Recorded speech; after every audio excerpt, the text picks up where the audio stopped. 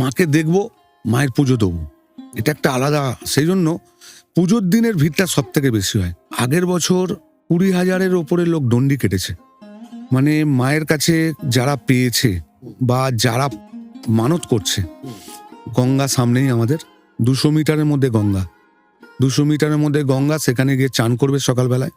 সকাল তো নয়, রাত্রির 2:30 থেকে ডন্ডি কাটা শুরু হয়ে যায় এবং পুজোর দিন সন্ধ্যে 6টা পর্যন্ত আপনি রাস্তা এপার ওপার হতে পারবেন না। মানুষের এতটাই ভিড় থাকে, মানুষের গায়ে গায়ে লেগে যায়। মানে একজন ডন্ডি কাটছে, আর একজন শুতে পারছে না, এরকম অবস্থা।